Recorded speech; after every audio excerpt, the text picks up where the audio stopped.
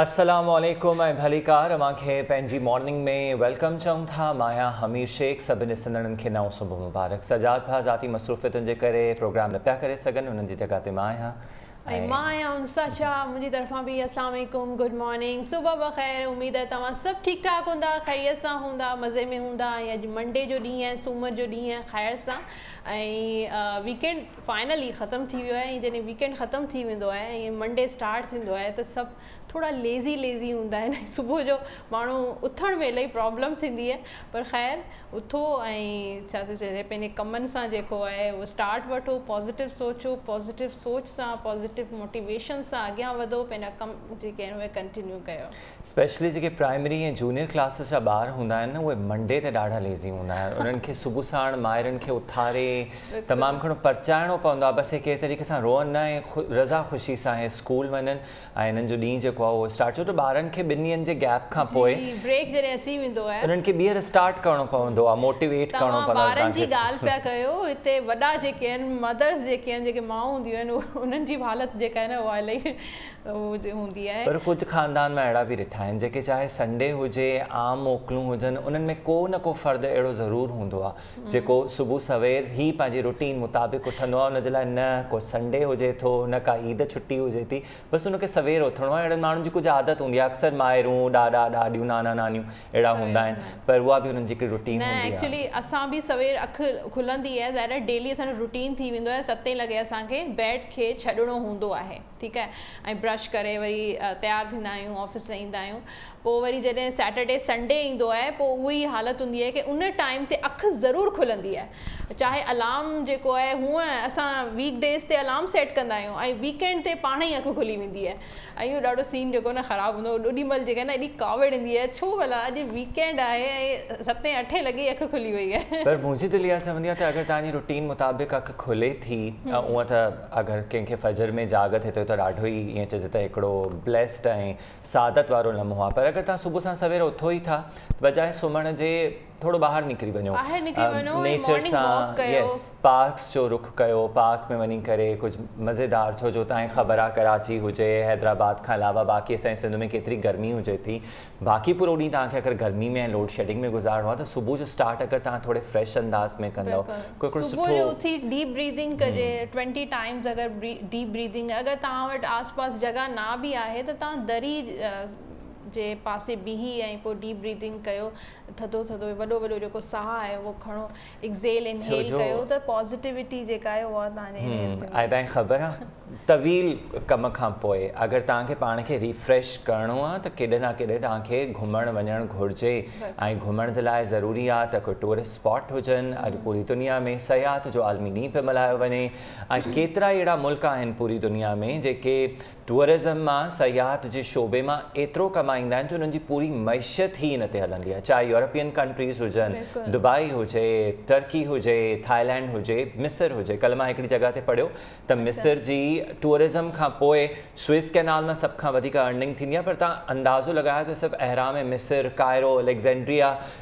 जेको उन्हनि जो शहर आहे, उनजे करे ई उहो केतिरो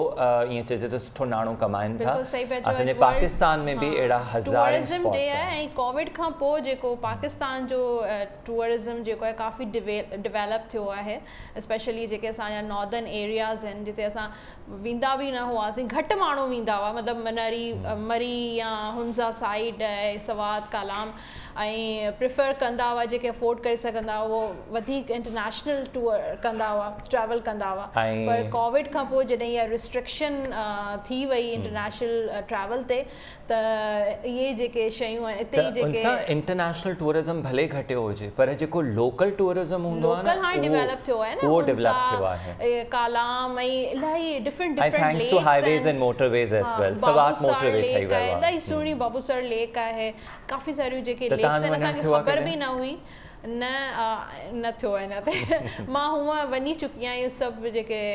सुहिणियूं जायूं आहिनि जेके उहे विज़िट कयूं आहिनि। न पोस्टिंग न थी हुई, असां शादी खां पहिरीं मां इहो सभु ॾिसी चुकी आहियां। सवात, कालाम, कागान, मरी, भूरबन, नथिया गली ऐं कश्मीर साइड इलाही सुहिणियूं ख़ूबसूरती, मतिलबु जेका पाकिस्तान में जेका ब्यूटी आहे उहा मां नथी सम्झां की उहा स्विट्ज़रलैंड में बि उहा ब्यूटी न आहे। ऐं अॼुकल्ह अगरि तव्हांखे ख़ूबसूरत मंज़र ॾिसणा आहिनि, मुसलसल मुसलसल बरसातुनि खां पोइ त तव्हांखे थर जो या खीरथर जो रुख करणु घुरिजे। खीरथर नेशनल पार्क में भी रोड जी एक्सेस ना आहे थैंक्स टू अवर सूबाई हुकूमत, पर थर में तव्हां अगरि नगर पार्कर खे ॾिसंदव त इट्स वेरी ब्यूटिफुल। ऐं असां शायदि मुंहिंजे ख़्याल में बलूचिस्तान ज़ियारत खे मिस करे वियासीं त उहो बि पूरा लोकल टूरिज़म खे सपोर्ट करणु घुरिजे। अदी नसीम जेका आहे उहा असांजे शो जो हमेशह डेली जेको हिसो हूंदी आहे। अदी नसीम गुड मॉर्निंग, कीअं आहियो? जेसि ताईं मानी खाधो न पेट में वञे त कम बि न थींदो आहे। सही ॻाल्हि आहे। ऐं मां त जेसि ताईं सुबुह जो नाश्तो न कयां न मूंखां को कमु कोन पुॼंदो आहे। थींदो आहे ज़ाहिर आहे कुझु पेट में वेंदो त माण्हू खे थोरी फ्रेश न अची वेंदी न। छो त राति जो मानी जेका आहे मां जल्दी खाईंदी आहियां, 8 लॻे 8:30 डिनर थी वेंदो आहे मुंहिंजो, पोइ वरी सुबुह जो 8 लॻे वरी बुख लॻंदी आहे। त जॾहिं असां सेट ते ईंदा आहियूं त असांखे मानी जो ख़्यालु ईंदो आहे त अदी नसीम असांखे यादि ईंदी आहे। छा पिया ठाहियो अॼु? अॼु eggplant with yogurt. Eggplant यानी कि वांगण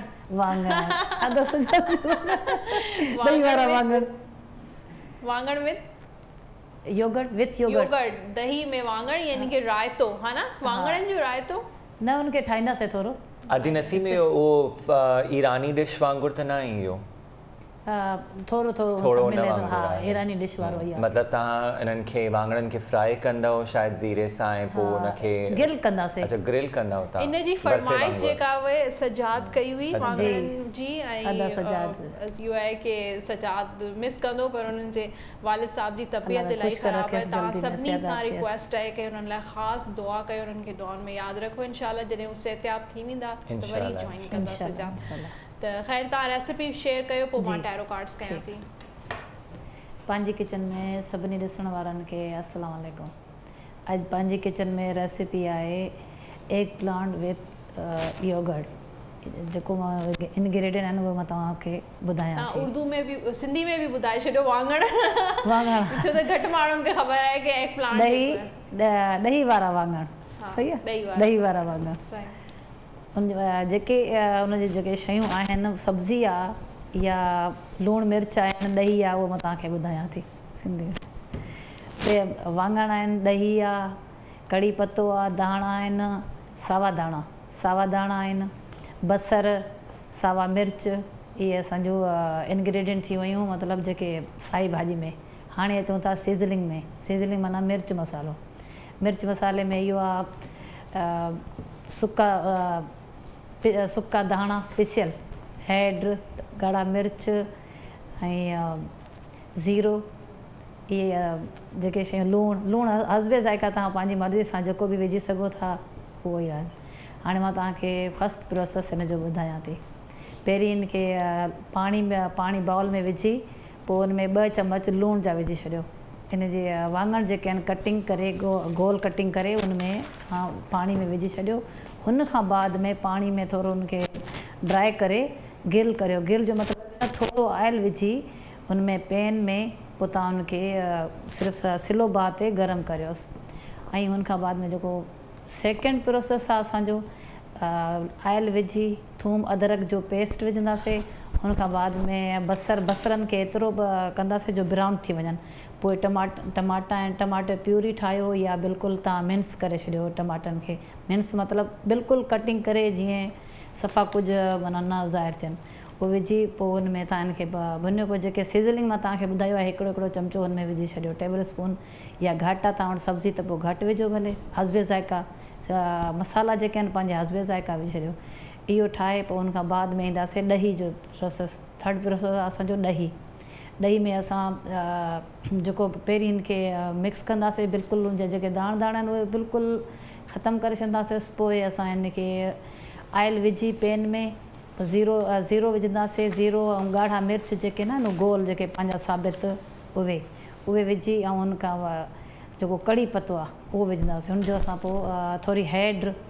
माना अधु चम्मच हैड जो विझंदासीं। पोइ असां हिनखे थोरो पचाईंदासीं, 2 या 3 मिंट पचाए पोइ ॾही जे मथां असां उहो विझी छॾंदासीं। हुनखे मिक्स कंदासीं, बिल्कुलु मिक्स करे पोइ जेके असांजा वांगण हूंदा वांगणनि में असां टॉपिंग कंदासीं। टॉपिंग में इहो हूंदो जॾहिं वांगण असां पहिरीं रखे पोइ मथां जेको असांजो मसालो ठहियलु हुयो,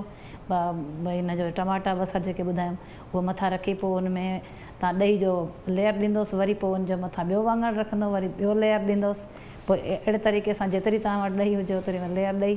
पोइ धाणनि जी गार्निश करे छॾियोसि, पोइ हुनखां बाद में मथां थोरो चाट मसालो विझी छॾियो जेको तव्हांजी दिलि चाहे। असांजा इहे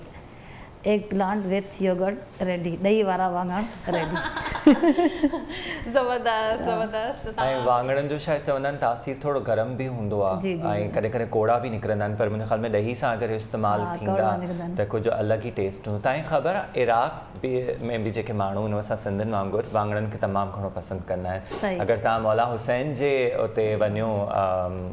रोज़े ते त उते जेको किचन आहे जितां तव्हांखे मुंहिंजे ख़्याल में पासपोर्ट ॾेखारे ॾींहं में हिकु दफ़े हिकु वेले जी मानी शायदि मुफ़्त में मिलंदी आहे ऐं वॾी सादत जी ॻाल्हि हूंदी आहे। त मुंहिंजे हिकिड़े फ्रेंड मूंखे ॿुधायो त उते मौला हुसैन जो उन दस्तरख़्वान मां वाङणनि जूं के 8-10 डिशिज़ हुयूं मुख़्तलिफ़, ऐं जॾहिं उन्हनि उनखां पुछो त मां पाकिस्तान मां आहियां सिंध मां, त हुन चयो असां बि वाङण खाईंदा आहियूं पर तव्हां वटि त कुझु डिफरेंट ई हिकिड़ो ईअं चइजे त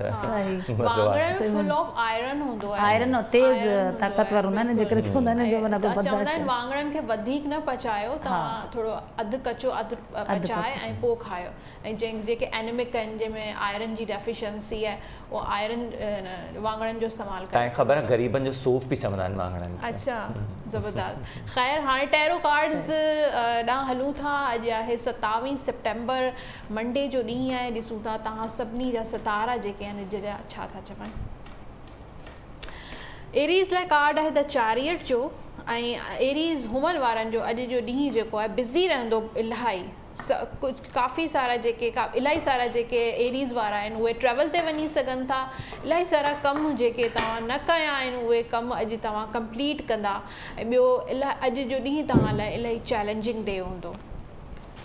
टॉरस ॾांहुं हलूं था। सोर वारनि लाइ द हर्मिट जी एनर्जी आहे टॉरस वारनि लाइ।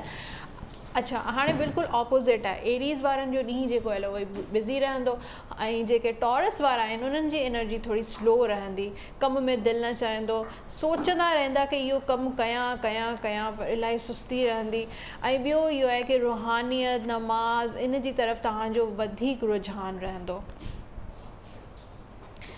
ऐं जेमिनाई वारनि लाइ कार्ड आहे 5 ऑफ वॉन्ड्स जो, ऐं कंफ्यूजन स्ट्रगल बिज़ी डे रहंदो जेमिनाई वारनि लाइ। चैलेंजिंग इलाही ॾींहुं हूंदो तव्हांजो, बिज़ी बि रहंदो। ऐं उन जे अलावा जेको आहे जेको तव्हांजो गोल आहे, जेको तव्हां अचीव करणु चाहियो था, उन में तव्हांखे कॉम्प्लिकेशन्स थी सघनि थियूं, पर तॾहिं बि तव्हां हिमत न हारींदा। बसि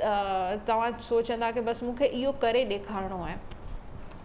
जेमिनाई खां पोइ आहे कैंसर 2 ऑफ पेंटिकल्स जो कार्ड आहे कैंसर वारनि लाइ, ऐं इहो बैलेंसिंग जो कार्ड हूंदो आहे। स्पेशली तव्हांजा जेके फाइनेंसिस आहिनि, तव्हांजे जेके बि माली मामलात जेके आहिनि, फाइनेंशियल जेके आहिनि, उन्हनि खे तव्हांखे बैलेंस करण जी ज़रूरत आहे। तव्हां इलाही ख़र्चो कयो था, या बिज़नेस में, घर जी, या ट्रैवल में, कंहिं या फैमिली ॾांहुं किथे न किथे तव्हांजो पैसो इलाही वञे थो,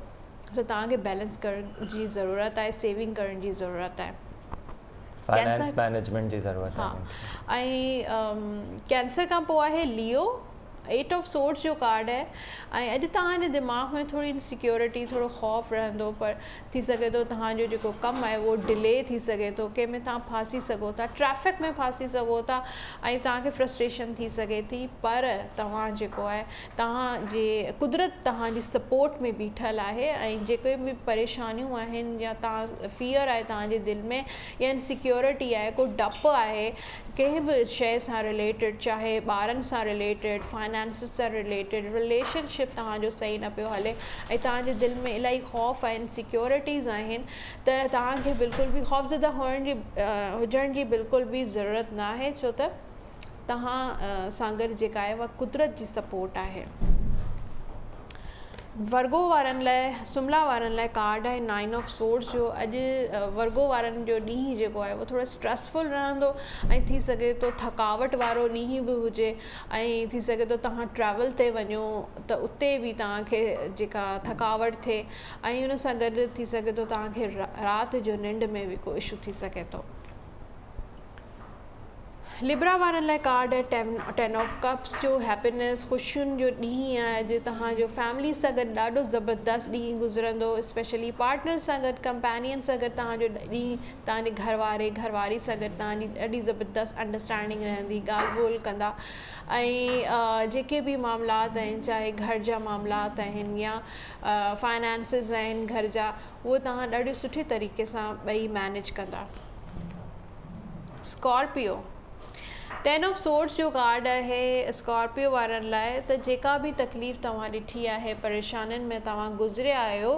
उन जो एंड हाणे थिए पियो। हाणे हिकिड़ी न्यू बिगिनिंग तव्हांजी ज़िंदगी में थियण वारियूं आहिनि। नयूं शयूं तव्हां एक्सप्लोर कंदा, नयूं शयूं जेके ऑप्शन्स आहिनि उहे त उन्हनि ते तव्हांखे फोकस करण जी ज़रूरत आहे। जेके बि पुराणियूं जेके बि शयूं हुयूं, जेके बि टॉक्सिक शयूं हुयूं, उन्हनि खे तव्हांखे जेको आहे विसारे अॻियां वधणु घुरिजे।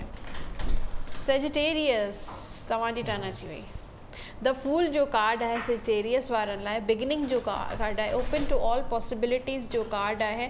त हाणे तव्हांखे ज़ीरो मां स्टार्ट करणु घुरिजे। अगरि तव्हां कंहिं बि ब्रेकअप सां गुज़रिया आहियो या फाइनेंशियल क्राइसिस सां गुज़रिया आहियो, त हाणे उनखे विसारे अॻियां वधणु घुरिजे, पंहिंजी ज़िंदगी जी नई शुरूआत करणु घुरिजे। ऐं जॾहिं ज़िंदगी जी मतिलबु नई स्टार्ट कबो आहे, नई सुबुह जो आगाज़ थींदो आहे, त उमेद जी किरण हूंदी आहे, त उन जी तरफ़ तव्हां होप्स जी तरफ़ तव्हां अॻियां वधो। मतलब वराए मेहनत करनी पवंदी।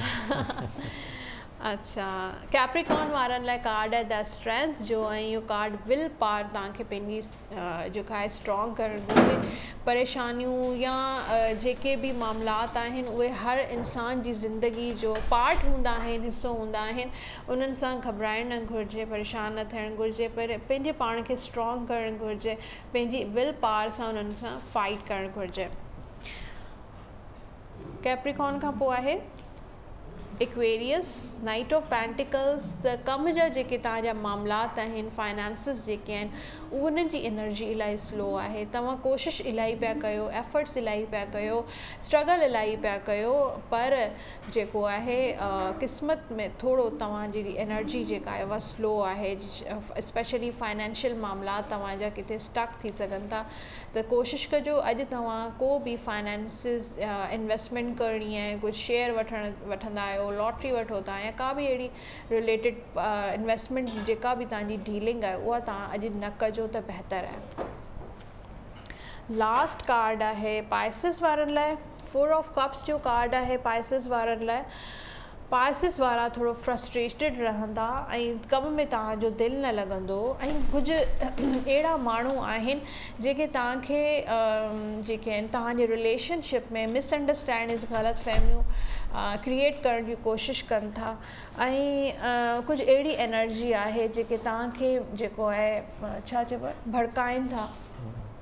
ग़लति ॻाल्हियूं तव्हांजे कन में विझनि था जेके सही न हूंदियूं आहिनि, ऐं कॾहिं कॾहिं तव्हां उन्हनि जी ॻाल्हियुनि में अची था वञो। त कोशिशि कजो अहिड़नि माण्हुनि सां, अहिड़ी नेगेटिव माण्हुनि सां तव्हांखे परे रहणु घुरिजे। ये पाइसिस वारा एहतियात पाइसिस वारा मां पंहिंजे फ्रेंड खे चवंदुमि जावेद खे त उहे बसि केयरफुल रहनि। बिल्कुलु चओ त सोन जे बारे में मां तव्हांखे ॿुधाईंदमि। सोन जा जेके आहिनि शौक़ीन, उन्हनि जे लाइ सुठी ख़बर ई आहे त हाणे सोन अञा वधीक महांगो थी वियो आहे। 200 रुपया अगरि तव्हां विकिणणु चाहियो था त तव्हांखे मुनाफ़ो थींदो। आमिर ख़ान पहिरां सोचियो हो त हू पंहिंजी वाइफ सां अलहदगी इख़्तियार कंदा, पर हाणे यस मिस्टर परफेक्ट बॉलीवुड जा, पर हाणे पंहिंजे पुट जी ख़ुशियुनि खे ॾिसंदे पंहिंजी वाइफ सां अलहदा न पिया थियनि। मटके वारी चांहि ऐं मटके वारी बिरयानी तव्हां ॿुधी हुई, पर हाणे कराची में मटके वारो पिज़्ज़ा बि आहे। त हाणे लेट्स गिव अ ट्राई, थी थो सघे शायदि सुठो हुजे, पर सम्झो न शयूं जेके आहिनि न माण्हू इंट्रोड्यूस कनि था ऐं इन सां जेका आहे उहा अट्रैक्शन पैदा थिए थी। अच्छा, आई गॉट एन आइडिया। उहो बेसिकली हिकिड़ो पाटरो जीअं हूंदो आहे न, हिकिड़ो परात वांगुरु थाल वांगुरु ठहियलु, उन में हे बेक कंदा हूंदा त यकीनी तौर ते सुठो हूंदो। तव्हां ॾिसो न कीअं माण्हू वापसि पिया अचनि अर्दन वेयर जी तरफ़, मिटी जे थां वञी ऑर्गेनिक शयूं इस्तेमालु पिया कनि, अहिड़ियूं शयूं इस्तेमालु पिया कनि जेके असांखे वाकई पास्ट में खणी पियूं वञनि। खैर ब्रेक खां पोइ हमेशह जीअं तव्हांखे असां महिमाननि सां मिलाईंदा आहियूं। अॼु जो जेको महिमान आहे, अॼु जी जेका महिमान आहे उहा ख़ासि शख़्सियत इन जे करे आहे जे एज़ अ फीमेल जेका आहे उहा सोशल एक्टिविस्ट बि आहे ऐं पॉलिटिकल बि उन जूं काफ़ी एक्टिविटीज़ रहंदियूं आहिनि ऐं उन जे अलावा इलाही सारियूं जेका आहे घर बि मैनेज करे थी, ॿारनि खे मैनेज करे थी, उन सां गॾु गॾु जेके आहे उहे ॿाहिरि जूं शयूं बिज़नेस वूमेन बि आहे। त ख़ैर मिलूं था अॼु जे गेस्ट सां किरण जावेद। अस्सलाम वालेकुम, वेलकम करते हैं आपको पंहिंजी मॉर्निंग में। वालेकुम अस्सलाम। कैसी हैं? शुक्र, आप कैसे हैं? ठीक है, बिल्कुल ठीक ठाक। इतना सारा काम आप करती कैसे हैं? बिजनेस को भी देखना है, सोशली एक्टिव रहना है, खाती क्या है आप? मैं टेंशन खाती हूँ। टेंशन खाती है? टेंशन खाती हूँ इसलिए जिंदा हूँ। अच्छा, टेंशन खाती है? टेंशन को मैं जस्ट करती हूँ, एडजस्ट करती हूँ इसको। अच्छा, लेकिन जो है लेकिन ज़िंदगी में सारी एक्टिविटीज़ इसलिए हो जाती हैं कि टाइम मैनेजमेंट एक तो बहुत इम्पोर्टेंट है कि आप टाइम को किस तरह मैनेज करते हो, बच्चों को, फैमिली को, काम को, फिर सोशल एक्टिविटीज़ आपको पता है मेरी कितनी ज़्यादा रहती हैं, साथ साथ बिजनेस भी। तो इंसान को शुरू में थोड़ा प्रॉब्लम होते हैं लेकिन फिर इंसान यूज्ड टू हो जाता है। जिन बच्चों को बचपन में ही टाइम टेबल एग्जैक्टली वो होता है ना, वो बड़े होकर भी उस टाइम टेबल पे चलते हैं। सबसे बड़ा मैं अभी तक भी टाइम पे ही सोती हूँ। इतनी 3 बच्चों की माँ होके स्टिल मेरा रूटीन बच्चे जाग रहे होंगे, बच्चे जागते हैं टाइम पे सो जाएंगे। बच्चे मुझे कहते हैं मम्मा आप सो गई हैं। मैं भी ऐसे ही, बच्चे जो हैं पूरी 3-4 बजे तक जागते रहते हैं और मैं तो 11 साढ़े बजे मुझे ऑफिस जाना है, ऑफिस से लेट नहीं होना है, 11 साढ़े 11 जो है ना मुझे बेड पे होना है। क्योंकि यही होता है बच्चों का, आपको पता है आजकल मोबाइल का ज़माना है तो जब तक हम हाथ से छीन के उनको रखते नहीं है मोबाइल, वो नहीं सोते। यही मुझे कहना था, जो माएँ जल्दी सो जाते हैं उनके बच्चे जो हैं वो देर से कारस्तान बहुत डिस्टर्ब होता है क्योंकि हम लोगों का फिर नींद पूरे, हमको नींद भी चाहिए होती है और हम रात को ही सो सकते हैं। पूरा दिन हम लोग एक एज अ मशीन यूज हो रहे होते हैं। देखिए रात की जो नींद है वो बहुत इम्पोर्टेंट, ज़्यादा इम्पोर्टेंट है आपकी मेंटल हेल्थ, बेशक फिजिकल हेल्थ, और उससे बंदा जो सुबह जो उठता है जो फ्रेशनेस आती है, सुकून ही नहीं आता। आप रात को अगर नींद नहीं होगी तो पूरा दिन आप लेजी रहते हैं। बिल्कुल, और रात को जाग के ना जो लोग रात को जागते हैं तो उनको इंसोमिया हो जाता है। एग्जैक्टली, फिर वो कहते हैं ना early to bed early to rise makes a man healthy wealthy and wise. बिल्कुल, शुरू से ही आपकी रूटीन ऐसी होनी चाहिए। तो खैर अब किरण ये बताएं कि लाइफ जो है वो नॉर्मल ट्रैक पर आ रही है आहिस्ता आहिस्ता, लॉकडाउन भी आहिस्ता आहिस्ता ख़त्म हो गया, कोविड वाली सिचुएशन भी आहिस्ता आहिस्ता बेहतर हो रही है, पहले से काफ़ी इम्प्रूव भी हो गई है, वैक्सीनेशंस भी लोगों में अवेयरनेस आ गई है, काफ़ी अब वैक्सीनेटेड हैं तकरीबन लोग, वैक्सीनेशन भी लगवाई है। पहले जो काफ़ी सारे र्यूमर्स थे कि वैक्सीनेशन नहीं लगवाना चाहिए, लेकिन अब काफ़ी अल्लाह का शुक्र सिचुएशन बेहतर हो गई है। तो अब क्या देती हैं बिज़नेस जो है पाकिस्तान में? देखें, कोई भी चीज़ मेरा पर्सनली ये ओपिनियन है कि कोई भी चीज़ जब 1.5 साल 2 साल एक लंबा अरसा कहलाता है, काफ़ी टाइम होता है, सही, तो उस पर जब स्टक हो जाती है और उसके बाद नए सिरे से शुरू होती है तो समझो ऑलमोस्ट ज़ीरो से ही स्टार्ट होता है। सही, चाहे वो एजुकेशन सेक्टर हो जाए, चाहे बिजनेस सेक्टर हो, तो ऑलमोस्ट इस वक्त भी लोग तकलीफ़ में तो हैं। सही, क्योंकि नए सिरे से ज़ीरो से स्टार्ट करना, उसमें एटलीस्ट 4-5 महीने 1 साल लगेगा। को इस कोविड के दौरान जो है जॉबलेस हो गए थे बहुत, और अब थोड़ी सी सिचुएशन बेहतर हो गई, काफ़ी कंपनीज ने जो है वो काफ़ी लोगों काफ़ी रिकवरीज आ रही हैं ज़िंदगी में अब, लेकिन अल्लाह का शुक्र है we can hope for the best कि अब अल्लाह करे। बहुत सारे सेक्टर्स रिकवर ही कर रहे हैं उस टर्मोइल से। ऑब्वियस सी बात है, क्योंकि देखें पाकिस्तान वैसे ही बहुत ही कंट्री फाइनेंशियली बहुत इकोनॉमिकल, हम परेशानी में ही हैं हमेशा से, तो उसके अंदर जब स्टिल हो गया था मामला तो हम बिल्कुल सब ज़ीरो पे थे। अब वापस कम बैक तो हुआ है, लेकिन कम बैक में थोड़ा वक्त लगेगा। तो आप जो हैं चैम्बर ऑफ कॉमर्स की मेंबर भी हैं, स्टॉक की भी मेंबर हैं, तो अब क्या आप सिचुएशन देखती हैं पाकिस्तान का जो बिजनेस है वो किस तरफ जा रहा है? देखिए, बहुत अच्छा होने के इम्कानात तो हैं। सही, इस वक्त अभी भी काफ़ी बेहतरी आई है बिज़नेस में। अच्छा, ऐसा नहीं है कि बिज़नेस बिल्कुल अभी बहुत डाउन नहीं है, काफ़ी बिज़नेस है। आप देखें ओवरऑल जो है मार्केट्स हैं, स्टॉक के अलावा भी जो मार्केट्स हैं, मतलब जो बिज़नेस काफ़ी हद तक इम्प्रूवमेंट आ रहा है, इंपोर्ट एक्सपोर्ट खुल रहा है सारी दुनिया से, क्योंकि देखें जब सारी ट्रैवलिंग खुल जाती है काफ़ी हद तक तो ऑटोमेटिकली इंपोर्ट एक्सपोर्ट आपका खुल जाता है, बिल्कुल, तो उससे काफ़ी फ़र्क पड़ता है। फ़र्क पड़ा है। तो लोग ऑब्वियसली कब तक घर में बैठेंगे और कब तक वो ऐसे ही मतलब खाली बैठ के, you have to earn a lot for the expense. बिल्कुल ऐसे ही है। और ये है कि अब मौजूदा वक्त में क्योंकि टेक्नोलॉजी आ गई है, चीज़ें अल्टरनेट ऑनलाइन शिफ्ट हो गई हैं, तो किसी हद तक मतलब जो है चीज़ों को हमने रेस्क्यू कर लिया जी। है। और सबसे अच्छी एक पॉइंट ये भी है कि स्कूल्स भी खुल रहे हैं काफ़ी हद तक, स्कूल्स चाहे ऑनलाइन फिजिकल भी, जैसे उनको फिजिबिलिटी है, और हमने भी हिम्मत करके भी थोड़ा सा अपनी रूटीन पर ट्रैक पे आ रहे हैं। एग्जैक्टली, क्योंकि कोविड के दौरान फिजिकल बहुत बुरा हाल हुआ था, नहीं रही थी, बिल्कुल ना होने के बराबर थी। बिल्कुल, बच्चे क्या बड़े भी घर में बैठ कर इतने फ्रस्ट्रेटेड हो गए थे, फिजिकली भी उनको काफ़ी उसको इफेक्ट हुआ था। तो अब बच्चे भी अब नॉर्मल हो रहे हैं, काफ़ी हद तक लाइफ अब नॉर्मल होती जा रही है, और आगे हम अच्छी उम्मीद करते हैं कि अल्लाह करे इंशाल्लाह सब सही रहे हालात, और फिर सब नॉर्मल रूटीन रहे, क्योंकि जितना चलती रहेगी ज़िंदगी तो सबके लिए इसी में बेहतरी है, हमारे मुल्क के लिए भी ये बेहतरी है कि कोई भी शोबा ना रुका हुआ हो। लेकिन अभी भी लोगों के अंदर जो एक वो है ना कि छुपते फिर रहे हैं वो वैक्सीन से, पता नहीं क्यों वो वैक्सीन से,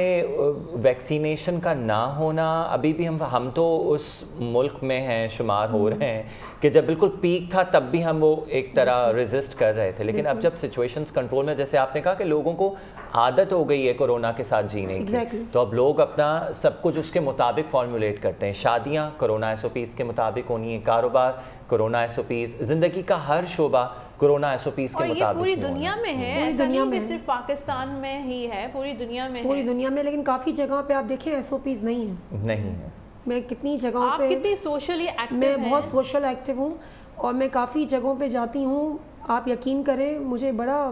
अफसोस होता है कहते हुए कि अगर SOPs आपके लिए बनाई गई हैं तो प्लीज़ आवाम उसको फॉलो करे।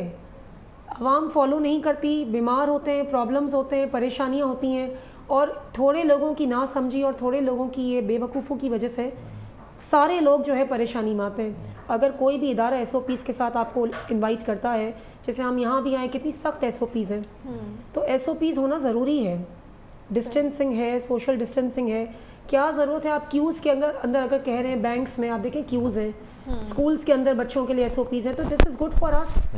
इसमें हमारी बेहतरी है। बिल्कुल। और अब आप देखें, हम यहाँ पर इस हॉल में 6 अफराद 5 अफराद जो हैं सारे के सारे वैक्सीनेटेड हैं, तो हम खुद को निस्बतन सिक्योर महसूस करते हैं। आप वैक्सीनेटेड हैं, मैं वैक्सीनेटेड हूँ, अदी नसीम वैक्सीनेटेड है। मॉल्स में जाते हैं, किसी हॉस्पिटल या किसी अच्छी मतलब बड़ी जगहों पे जब जाते हैं, तो वो तो बाकायदा वैक्सीनेशन कार्ड्स आपका चेक करते हैं, तो it has to be in your mobile या it has to be somewhere. तो उससे क्या होता है, ज़रा सही रहता है कि आपको एक तसल्ली, देखिए होना ना होना वैक्सीनेशन होने के बाद भी कोई गारंटी नहीं है कि नहीं होगा, बट स्टिल आपको एक साइकोलॉजिकल बंदा एक मुतमईन होता है कि नहीं ठीक है, मैं थोड़ा बचा हुआ हूँ। नहीं, आप वैक्सीन से अपनी रिस्क को 40% कम कर देते हैं और आप मौत के बिस्तरे तक नहीं पहुँचते। खुदा न खास्ता, अल्लाह ताला सबको एक समान में रखे। ड्यूरिंग कोविड एक तो बिजनेस ठीक इफेक्ट हुआ, जॉब्स भी काफ़ी लोगों के इफेक्ट हुई, लेकिन ऑनलाइन बिजनेस बहुत डेवलप हुआ था कोविड के दौरान, और ख़ासकर जो फीमेल्स हैं वो बहुत एक्टिव हो गई थी। काफ़ी सारी ऐसी छोटी छोटी चीज़ें भी शुरू कर दी उन्होंने ताकि वो घर में रहकर अर्न कर सकें। एग्जैक्टली। तो उसको क्या देखती हैं कि आजकल ये चीज़ बहुत ये अच्छा है, ये मैं तो समझती हूँ पॉजिटिविटी है, अच्छा है। घर में बैठ के अगर अर्निंग का ज़रिया बनता है तो इससे अच्छी कोई बात ही नहीं है कि अगर आपका घर सेफ़ है, सिक्योर है, अगर बाहर शॉप्स बंद हैं, लॉकडाउन है, कोई प्रॉब्लम्स हैं, तो घर में बैठे बैठे आपको अवेलेबिलिटी चीज़ों की कंज्यूमर को भी हो जाती है और बायर के लिए, सेलर दोनों के लिए इजी है। तो एक तरह से अच्छा पॉइंट ऑफ व्यू है ये, लेकिन फिर भी हमारे मुल्क में ऑनलाइन कारोबार ज़रा कम है दूसरे मुल्कों के बनिस्बत। अब तो सुना है कि अमेज़न भी यहाँ पर आ रहा है, आ गया है, शायद आ रहा है, उसके लिए वो लेकिन हमारे यहाँ पर ऑनलाइन, और आने के बाद लोगों को जहन में उसको लाने में और वक्त लगेगा। अच्छा, काफ़ी सारे ऐसे साइट्स भी देखी ऑनलाइन जो फेक थी, ऑर्डर कर देते थे और जब वो चीज़ डिलीवर होती थी तो नहीं, वो चीज़ उसकी क्वालिटी वो नहीं थी या वो डिलीवर नहीं। खुद हमारे साथ कितनी बार ऐसा होता है मेडिसिन के बिजनेस में कि कोई दूसरे शहर से मेडिसिन मंगवाते हैं या यहाँ मंगवाते हैं, एंड दे आर फेक पीपल। वो एक्चुअली टाइम पास कर रहे होते हैं लोगों के साथ, वो समझते हैं सब फारिग बैठे। तो उसमें क्या होता है कि you have to be very much alert.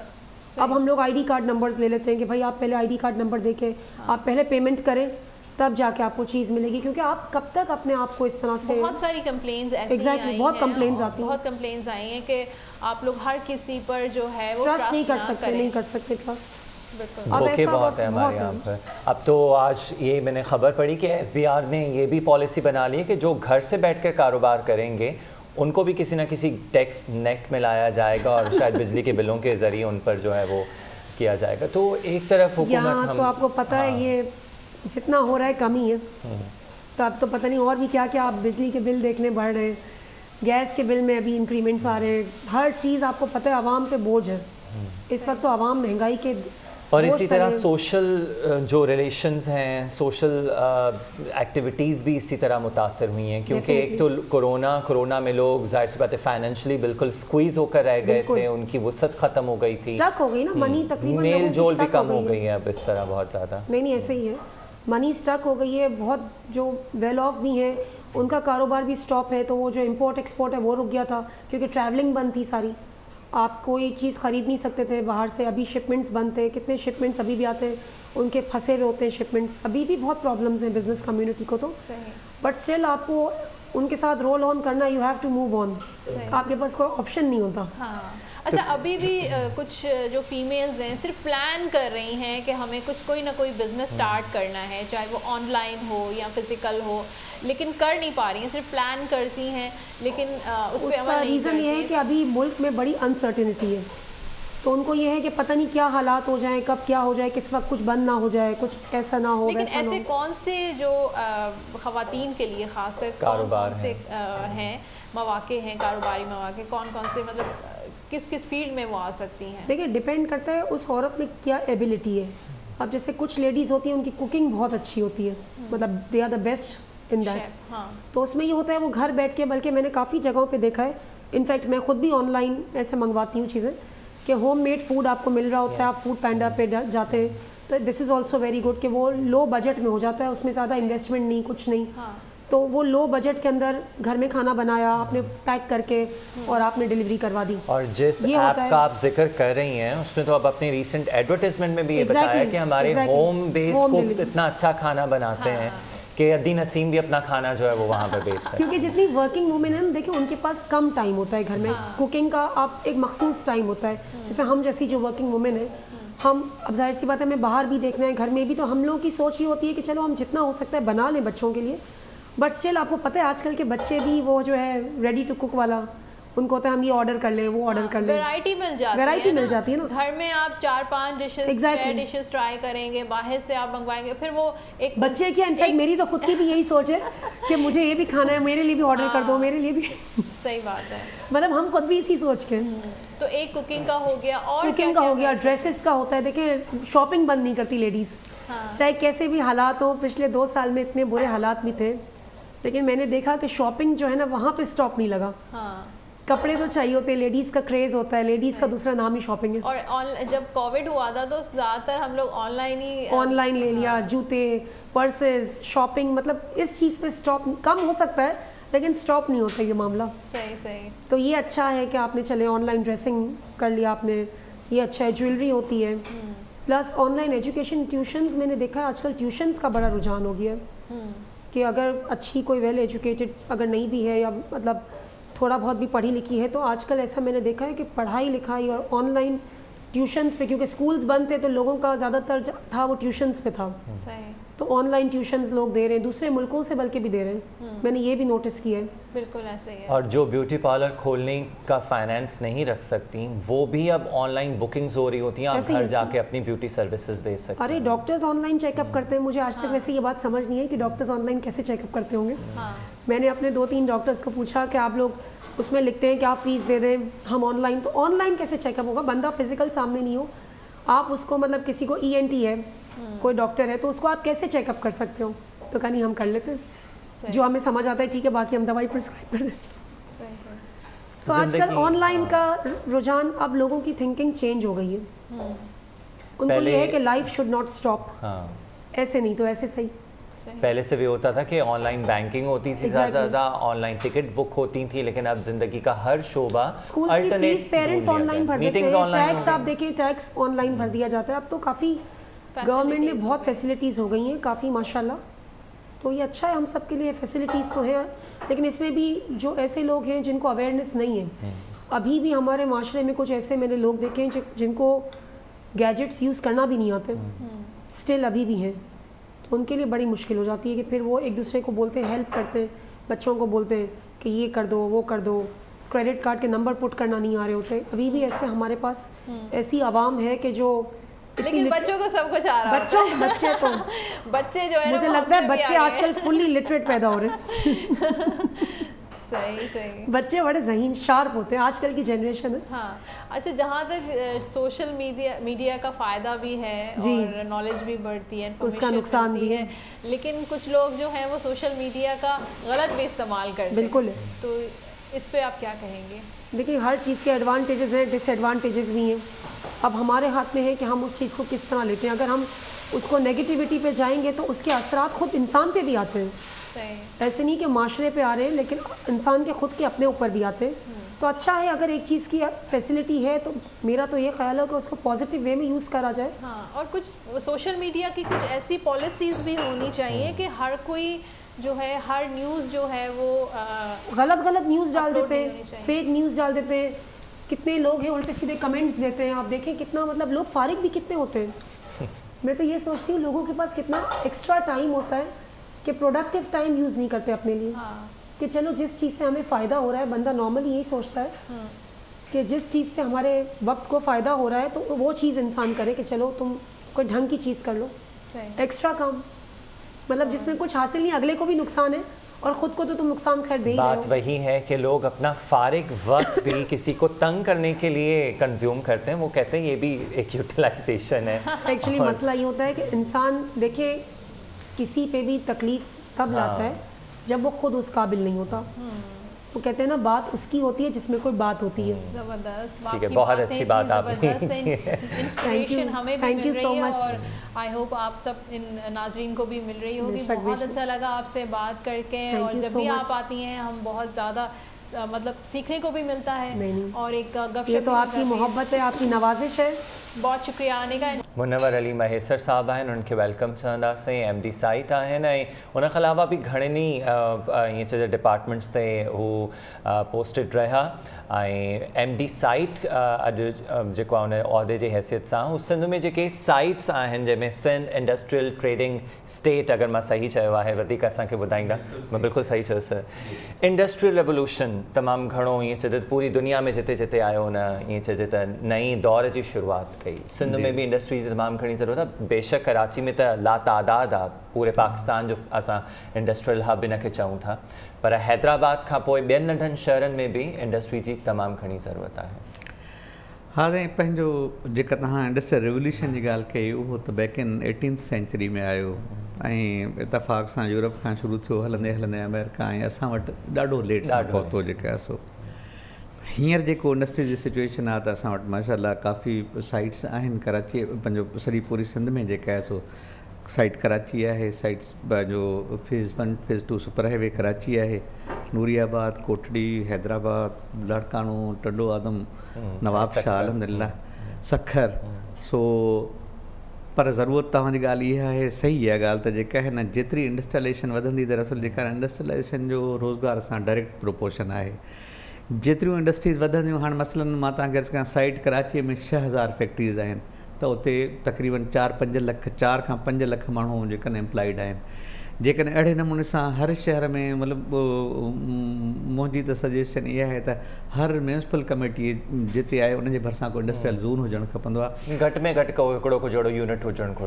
खपंदो आहे, इंडस्ट्रियल ज़ोन हुजणु खपंदो आहे। असां ॾिसो न, मतिलबु जेका आहे, छाकाणि जो तव्हां अदरवाइज़ बेरोज़गारी खे घटि नथा करे सघो। सरकारी नौकरियूं असां केतिरियूं, या तव्हां केतिरियूं जेकॾहिं या गवर्नमेंट केतिरियूं ॾींदी, या रियासत केतिरियूं ॾींदी, जेका आहे आख़िरकार हर माण्हूअ खे रोज़गार खपे थो, हर माण्हूअ खे जेका आहे न पंहिंजो वसीला मुआश खपे थो पियो। त उहो जेको इंडस्ट्रियलाइजेशन सां आहे उहो ॿिए कंहिं बि अहिड़े कंहिं यानी जेका आहे न एवेन्यू में कोन्हे को जेका सो।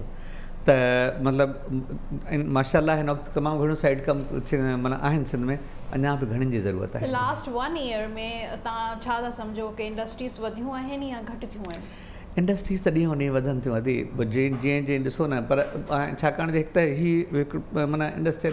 इंडस्ट्री जा बि काफ़ी ज़ोन्स आहिनि। मसलन जीअं मां तव्हांखे जेको साइट आहे, स्मार्ट इंडस्ट्रीज़ कॉर्पोरेशन आहे, प्राइवेट जेके इंडस्ट्रियल ज़ोन्स आहिनि, या हींअर जेके स्पेशल इकनॉमिक ज़ोन्स जेका आहे गवर्नमेंट कढे पई, जीअं खैरपुर में कढियो अथनि या छा, त मतिलबु इंडस्ट्रीज़ त तमामु घणियूं वधनि थियूं पियूं, जेको अल्हम्दुलिल्लाह ईअं न आहे। मतिलबु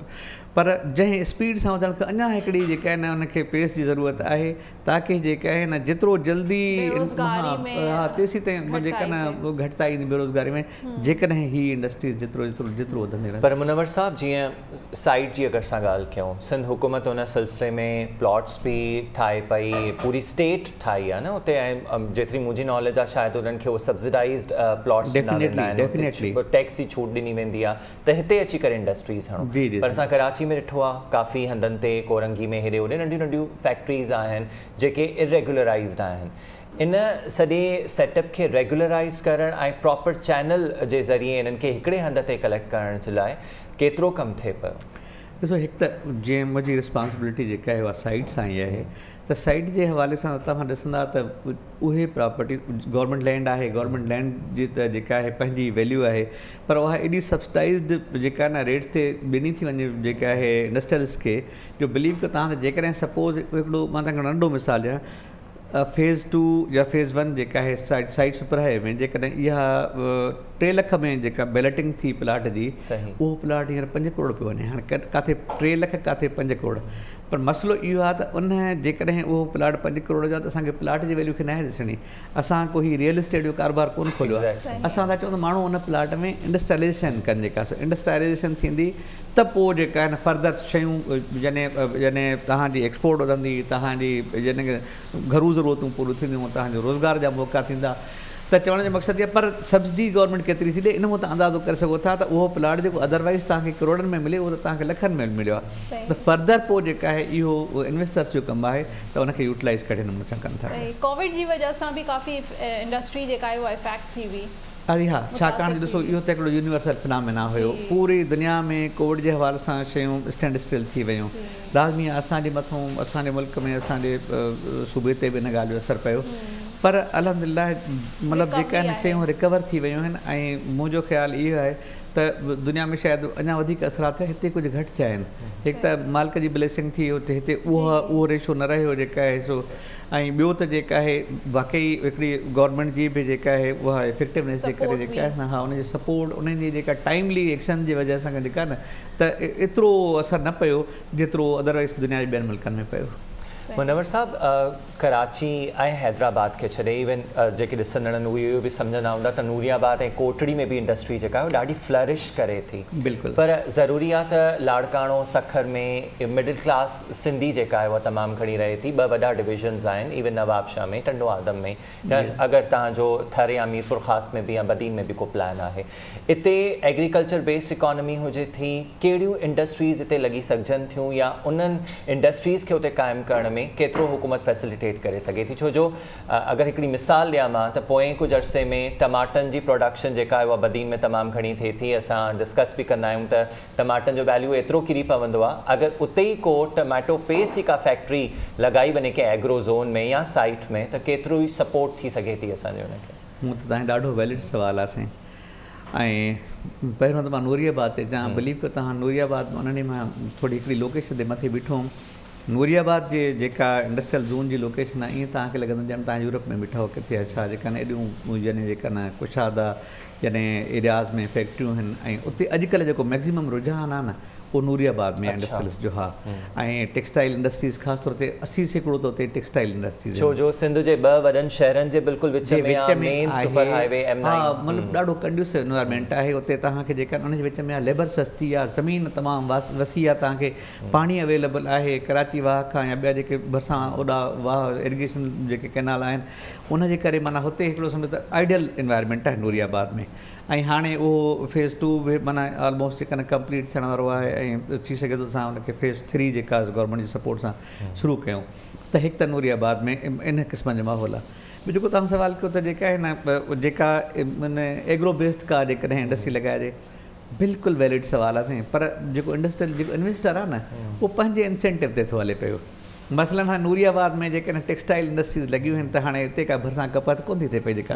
पर हुननि यानी जेका आहे हुनखे शायदि को हिते अहिड़ा इंसेंटिव मिलिया आहिनि, लेबर सस्ती मिली आहे, ॿियूं शयूं थियूं आहिनि। बिल्कुलु तव्हां सही था चओ, जीअं लाड़काणो आहे उन में को राइस जे हवाले सां का जेका न या ॿियुनि खैरपुर आहे हुते वैल्यू एडिशन खजूर जे खारकुनि जे वैल्यू एडिशन एग्रीकल्चर जी वैल्यू एडिड इंडस्ट्री खे एक्ज़ैक्टली उहे सभु शयूं थी सघनि थियूं पियूं, ऐं इंशाल्लाह थींदियूं जेका आहे सो। पर जेको इन्वेस्टर आहे न उनजो पंहिंजो हिकिड़ो माइंड सेट आहे ऐं अल्टीमेटली जेका न तव्हांखे इन्वेस्टर जे माइंड सेट ते हलणो पवंदो छो इन्वेस्ट त हू थो करे पियो तव्हां त हुनखे इंसेंटिव था ॾियो सिर्फ़ु इन्वेस्ट करण जे लाइ जेका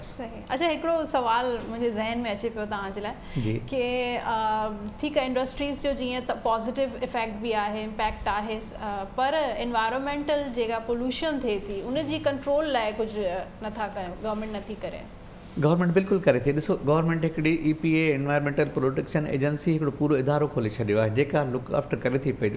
ॾिसो जेकॾहिं मां हिकिड़ी शयूं हिकिड़ा इंस्टीट्यूशन्स आहिनि नथी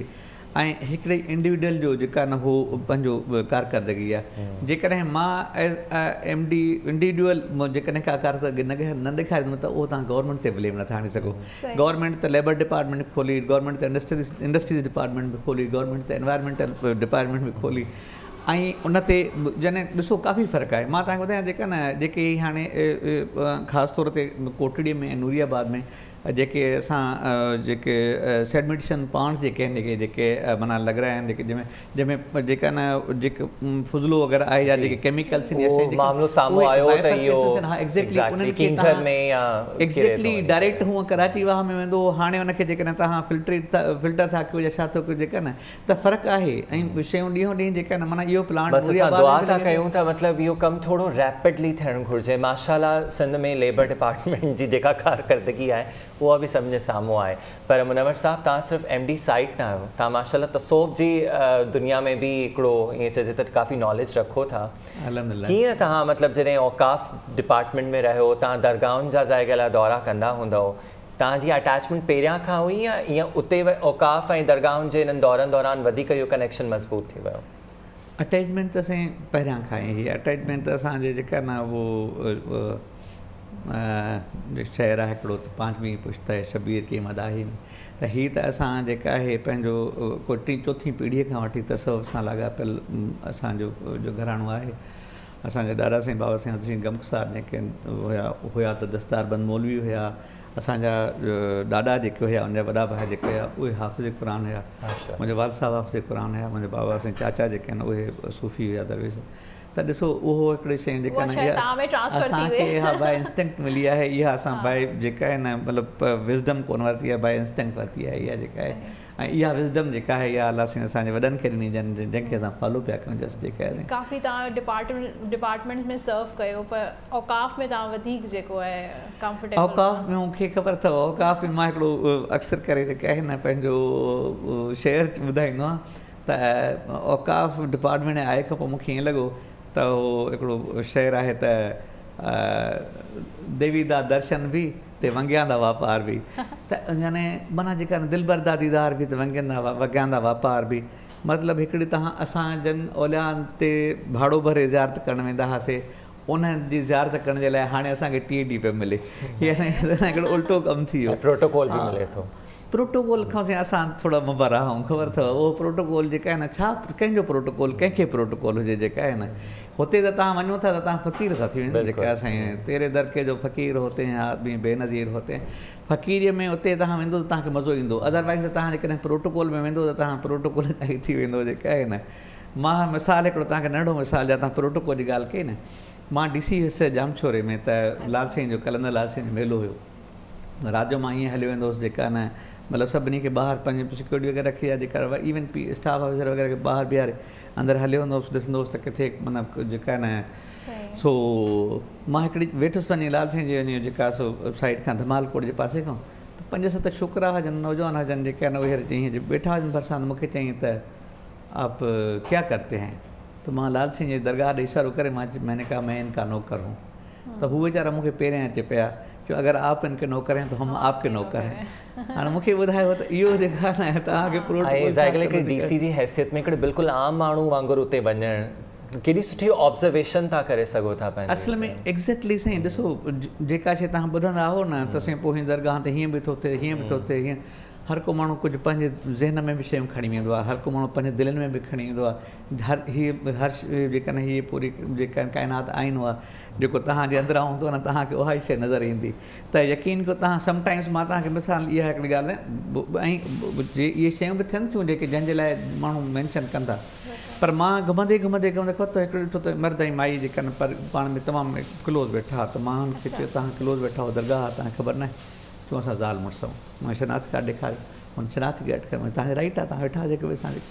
चवण जो मक़सदु इहा त समटाइम्स तव्हां जेका आहे न ॿाहिरां परे खां ॾिसण वारो माण्हू त इहो चवंदो त हीउ बाबा अलाए छा पियो थिए हिते जेका पर जेकॾहिं हू पाण हिकु ज़ाल ऐं मुड़ुसु आहिनि त उनजा हिकु ॿ जेके राइट्स आहिनि उन में हुनखे जेका गॾु वेठा आहिनि उनमें कहिड़ो हर्ज आहे जेका सो चवण जो मक़सदु इहा आहे त उहा शइ तव्हांखे अहिड़ियूं केतिरियूं शयूं तव्हां ऑब्ज़र्व कयो था पिया हुते जेके तव्हां अदरवाइज़ नथा करे सघो जेका आहे तव्हां गुनगुनाईंदा बि ॾाढो ज़बरदस्त आहियो ऐं जॾहिं बि तव्हां असांजे शो में ईंदा आहियो कुझु न कुझु कलाम ॿुधाईंदा आहियो त अॼु कहिड़ो कलाम पिया ॿुधायो अॼु मां तव्हांखे जेका आहे न पंहिंजो हीअ जो टाइम आहे न सुबुह जो टाइम ऑलमोस्ट जेका आहे न सुबुह जो 7, 8, 9 इन में हिकिड़ो राग थींदो आहे टोड़ी हाणे उहो मूंखे ईंदो त कोन्हे छाकाणि जो मां को प्रोफेशन त कोन पर मां तव्हांखे गुनगुनाए उन ई स्टाइल मां अंदाज़ में ॿुधायां थो जेका आहे तव्हां इजाज़त ॾियो त जेका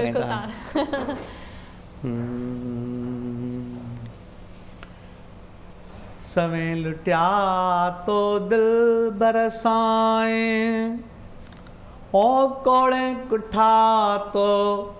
आदि साईं मूंखे भी घायव सजण मूंखे भी घायव सजण मूंखे भी ओ ॾेई सबक वै अनल हक़ जो ओ ॾेई सबक वै अनल हक़ जो ॾेई सबक वै अनल हक़ जो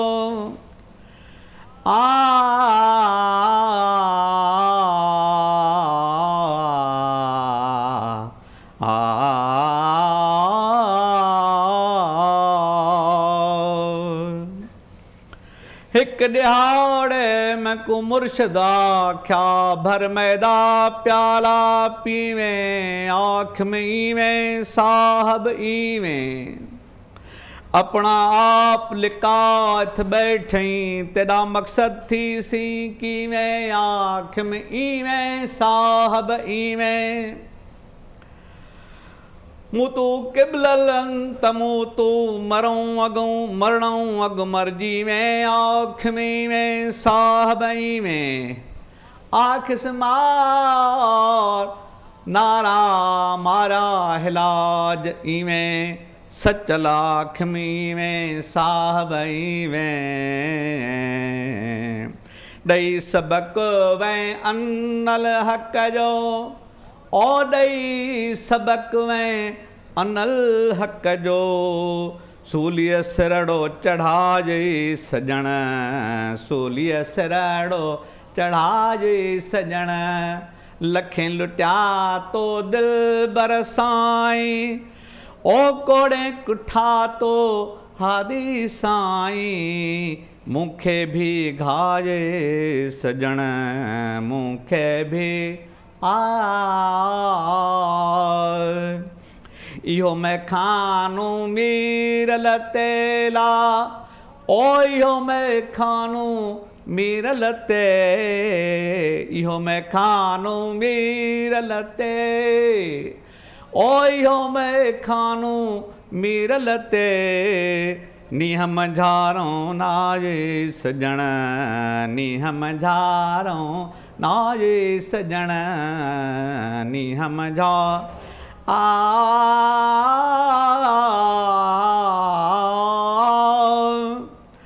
ऐन इश्क तो सादा छा इमाम सादा ऐन इश्क तो सादा छा इमाम सादा दूजा दीन मजहब न जानदा हूँ मैं मन तरफ तो सादे सुजूद कीता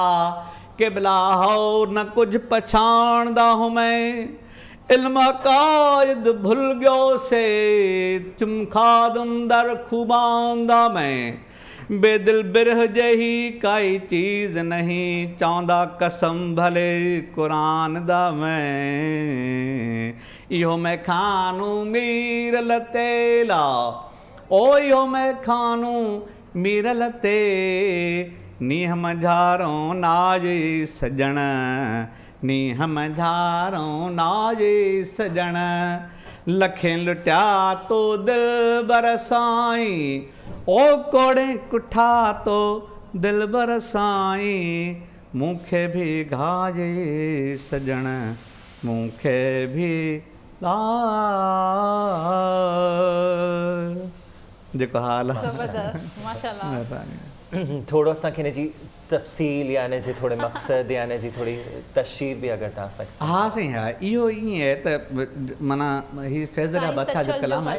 न, हीउ फैज़ दरिया बादशाह जो कलाम सूफ़ी फैज़ दरिया बादशाह हीउ आंबा शरीफ़ जा बुज़ुर्ग आहिनि। हीउ शिकारपुर ज़िले में चक जे भरिसां साईं जी दरगाह आहे जेका आहिनि तमामु वॾा दरवेश हुया। त उहो इश्क जी ॻाल्हि थी हले त लखें लुटिया तो दिलबर साईं मूंखे बि घाई, यानी तव्हां त केतिरनि ई माण्हुनि खे जेका आहे न उन जे पंहिंजे जन जेका न आणे छॾियो राह में जेका आहे, मूंखे बि तव्हां घायल करे छॾियो। घायल जेका आहे न हिकिड़ो अजीब राति मां सोचियो पियो हिन ॻाल्हि ते, त हिन फारसी में चवनि बिस्मिल, बिस्मिल चइबो आहे माना अध कुठल खे हिकिड़े माण्हू खे जे मथां का यानी जेका न छुरी घुमियल हुजे, घायल मतलब ज़ख्मी न, घायल ज़ख्मी आहे पर ही घायल जेका आहे न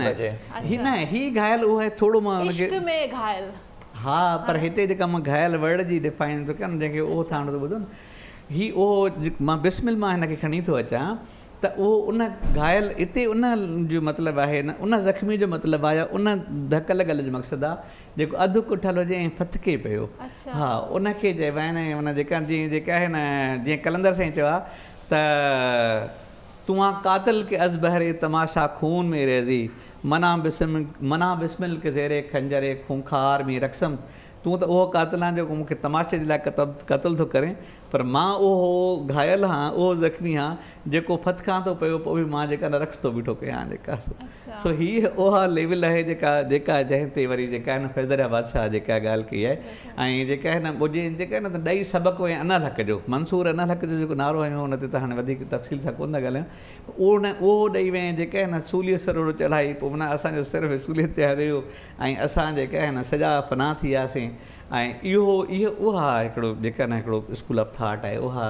सोच आहे जेका आहे न इहो मैखानो मील ते नींहं मझार न आहे, हिकिड़ो जेका न इश्क जो नींहं जो बिरह जो हिकिड़ो मैखानो ठाहे ॾेई वियो जंहिंमें असां पिया था पिया जेका न उहे प्यालो पियो ऐं जेका न यानी सुरूर वठूं जेका उहो आहे जेका। ऐं जेको बाक़ी त हू जेका आहे सचल साईं जो जोड़ो हुयो सचल साईं जो,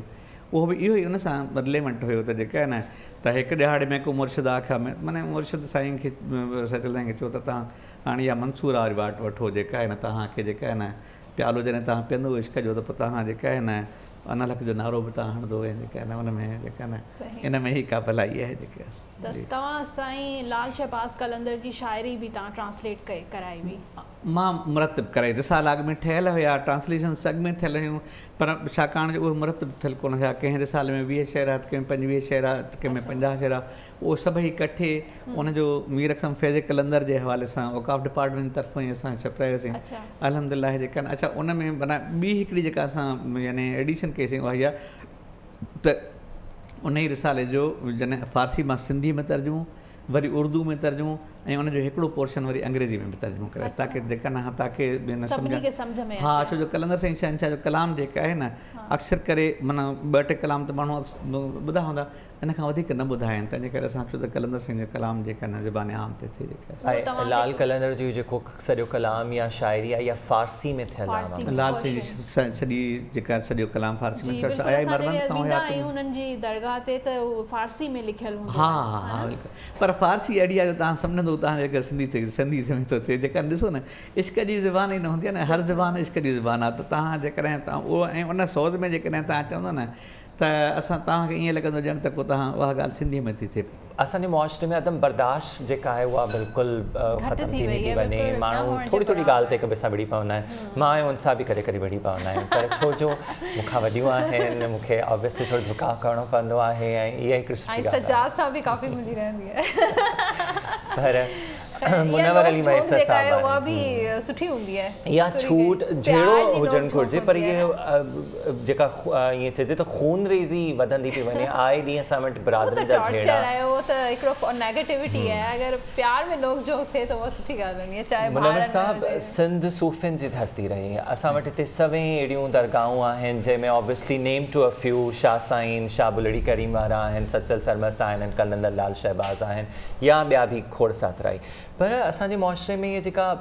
बर्दाश्त बिल्कुलु ख़तमु थींदी पई वञे सूफ़ियुनि जो इहो पैगाम हुयो त इस्लाम जी तरफ़ त अचो पर इस्लाम केतिरो ख़ूबसूरत आहे मज़हब में सहप जेका आहे उहा हुजणु घुरिजे कीअं इहो कहिड़ी तरफ़ रुझान वञे पियो असांजो पहिरियों त मां तव्हांजी थोरी तस्वीर कयां तव्हां अदी जे लाइ चओ त मूंखां वॾी आहे छोकिरी जे लाइ कॾहिं न चइबो त मूंखां वॾी आहे चइबो आहे छोकिरी जे लाइ त वॾी आहे न पर अगरि भेण वॾी हूंदी त ऑब्वियसली ॿुधाइणो त पवंदो ऑब्वियसली पर उहा भेण खे चइबो आहे त भेण आहे बसि इहो काफ़ी थी वियो सो जेकॾहिं इहा टिप आहे हिकिड़ी तव्हांखे एज़ एन एल्डर ब्रदर मूंखे तव्हां कुझु बि चई सघो था सो अच्छा हीअ तव्हां हिकिड़ो सीरियस ॻाल्हि कई जेका अदम बर्दाश्त जी ॻाल्हि कई अदम बर्दाश्त सां गॾु तव्हां वरी पाण ई हिकिड़ो मिसाल शाह अब्दुल करीम बुलड़ी साईं वारनि जो मां ॻाल्हि ई तव्हां शुरू थो कयां हिकु दफ़े छा थियो जो जेका न शाह अब्दुल करीम बुलड़ी साईं वारा जेका आहे पंहिंजे ज़मीन ते एट पिया हलाइनि जॾहिं उहे जेको पाणी छॾींदा हुया फसलनि में हेॾा हिकिड़ा चोर आया हुननि चयो त हुनखे ॾांदनि कढण जो इरादो हुयो पर हुननि थोरो को बहानो बणाए ॾांद कढण जो जेका न इरादो कयो त साईं हुननि ॾांद कढी ऐं छोड़े ॿधी छॾिया वण सां साईं बसि खईं वेठा रहिया न पहिरियों हुननि छा कयो जो पाणी जेका आहे न जेको साईं पंहिंजे पोख में पइजनि उहो साईं उहो हिननि जेका आहे पाणी खे जेका न झंग में बहाइणु शुरू कयो साईं बसि करे वेठा रहिया हुनजो साईं नथो कुझु वरी साईं हिननि छा कयो जो ॾांद छोड़े वञी वण सां ॿधा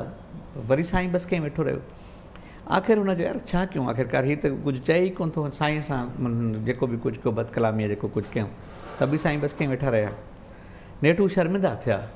ॾिसो हर शइ जी हाइट थींदी आहे न जॾहिं तव्हां काई बि को बि माना जेका आहे न क्लाइमेक्स खां पोइ वरी जेका आहे न तव्हांजो त हुननि चयोसीं आख़िरकार मसइलो छा आहे तव्हां सां तव्हां हीअ असां जेको कुझु कोन था तव्हां हुन ते रिएक्शन छो नथा कयो हुन ते तव्हां असांखे साईं चयो त तव्हां छा था कयो चयो असां हीअ कुझु ग़लति करे तव्हां ग़लति कयो ई नथा न चई तव्हां हीअ असां जेकॾहिं तव्हांजे ज़मीन मां पाणी छोड़े असां झंग में छॾियोसीं त पोइ साईं चयो इहो तव्हां मूंखे त मां त पंहिंजे ज़मीन में पाणी पियो आहियां मूंखे त तॾहिं तवजी कोन हो त झंग में जेका आहे अलाह जी मखलूक आहे इहो सड़े थो पियो एॾे पाणी छॾणु खपंदो आहे इहो तव्हां चङो कमु कयो जेको तव्हां पाणी छॾियो आहे हुननि चयो भला तव्हांजा ॾांद बि कढी ऐं जेके वणनि ते ॿधासीं साईं चयो इहो बि तव्हां भलो कमु कयो मां यको ॾांदनि खे हलायां पियो एॾे मूंखे ज़हन में ई कोन हो त हिनखे बि का जेका न का थकावट थी हूंदी आहे हिनखे बि का रिलैक्स थियणो आहे चयो पोइ तव्हांखे भला असां चयोसीं चयो तव्हां न चयो इहो मुंहिंजो को ज़रूरु फ़ैल हूंदो जंहिंजी मूंखे हींअर सज़ा आहे तव्हांजे सावने जो तव्हां किथां आया हो ऐं हिते जे मूंखां ॻाल्हायो अथव बुनियादु इहो आहे साईं त तव्हां तसवुफ़ में जेकॾहिं तव्हां हर शइ में सम्झो त यार इन में थी सघे थो को मुंहिंजो क़सूरु हुजे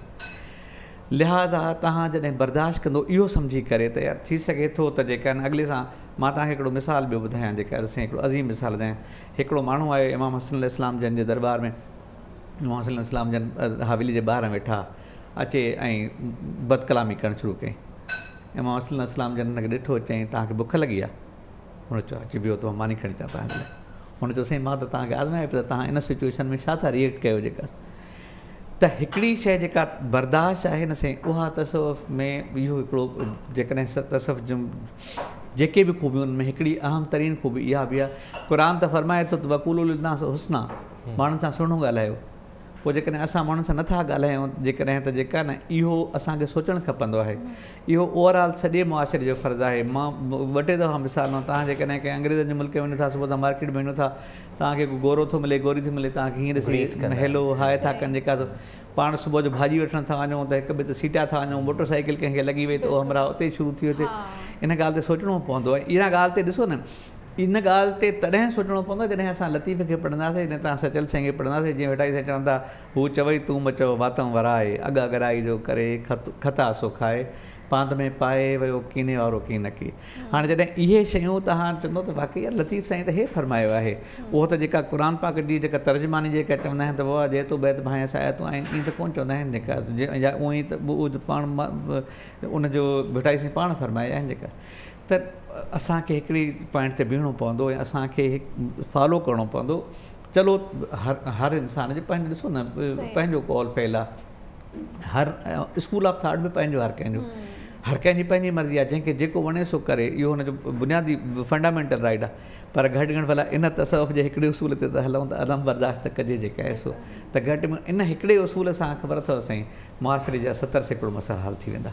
छाकाणि जो जेकॾहिं तव्हां अॻिले जो क़सूर पंहिंजे मथां खणंदव न त ऑटोमेटिकली अॻिलो बि जेका आहे न का दीवार कोन्हे को जेको पहाड़ कोन्हे जो हुनखे तव्हांखे रिएक्शन कोन्ह कंदो हुन में बि असासात आहिनि हू बि हुन में बि दिलि आहे हुन में बि दिमाग़ आहे हू बि कॾहिं रिएक्शन ज़रूरु कंदो हाणे मसइलो इहो आहे त जेका न आइस कॾहिं थी मेल्ट थिए छाकाणि जो हर हिक जे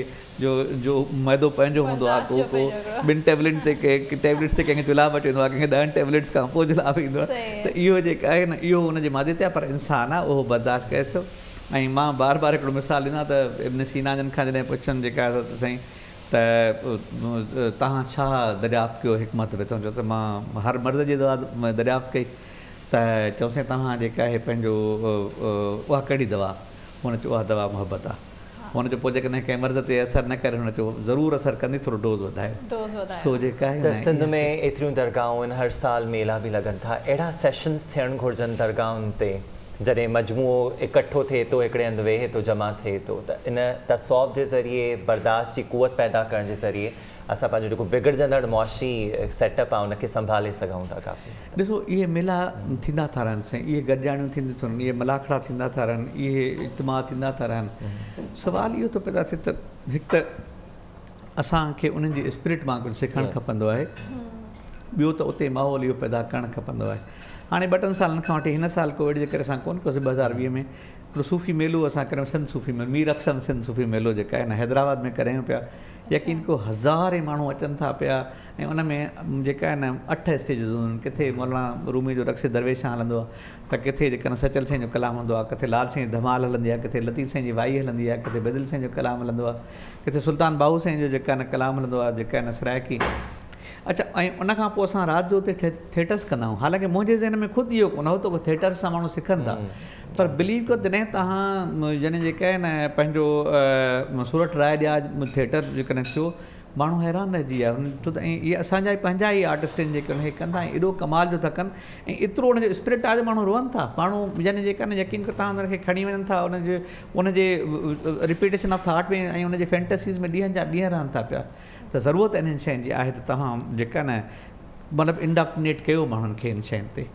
ख़ैर हिकिड़ी इलाही अफ़सोसनाक ख़बर हींअर असांखे मिली आहे की सजाद सुहाद जे वालिद साहब जो इंतकाल थी वियो आहे बिल्कुलु अलाह साईं उन्हनि जी मग़फ़िरत करे तव्हां सभिनि खे बि असां इल्तिमास कंदासीं त उन्हनि जी मग़फ़िरत जे लाइ तमामु घणी दुआ कनि गुज़िरियल राति इहा ख़बर पई त उन्हनि जी तबियत नासाज़ आहे उन्हनि खे दादू खां हिते कराची मुंतक़िल कयो वियो बाग़ अली सुहाग उन्हनि जो नालो हो एजुकेशनिस्ट रहिया काफ़ी उन्हनि जो ईअं चइजे त किरदारु रहियो आहे एजुकेशन जे हवाले सां दादू में सुठा उस्ताद बि रहिया पंहिंजो स्कूल बि हलाईंदा हुआ ऐं तमामु घणी ईअं चइजे दादू में उन्हनि जी ॼाण सुञाण बि हुई बाग़ अली सुहाग आहिनि सजाद सुहाग जा वालिद उहे हाणे तबियत ख़राबु थियण खां पोइ लाॾाणो करे विया आहिनि सभिनि खे असां रिक्वेस्ट कंदासीं त उन्हनि जी मग़फ़िरत जे लाइ तमामु घणी दुआ कनि अलाह साईं खे बाग़ अली साहिब जन खे जेका असां जन्नत फ़िरदौस जन्नत नईमत फरमाए हलचल जो जहान आहे जेका सो ऐं असां ॾुख में शरीक आहियूं सजाद सां जेका सजाद असांजो ॿाहिरि वांगुरु दोस्त आहे जेका सो जेको इंसान अचे थो उनखे हिकिड़े ॾींहुं वञिणो आहे इहो त हिकिड़ो इहो त मालिक जो जेका आहे न निज़ाम आहे मालिक जो जेका आहे न कुल माना लिहा फानियूं यबका वजह रब कज़ल जलाल अल इकराम माइट जेके आहे न माउ पीउ अहिड़ी हस्ती हूंदा आहिनि की उन्हनि जो को नेमो बदल न आहे बिल्कुलु उनजो नेमल बदल न आहे पर ऐं जेका ॾिसो ख़बर अथव इहा ॻाल्हि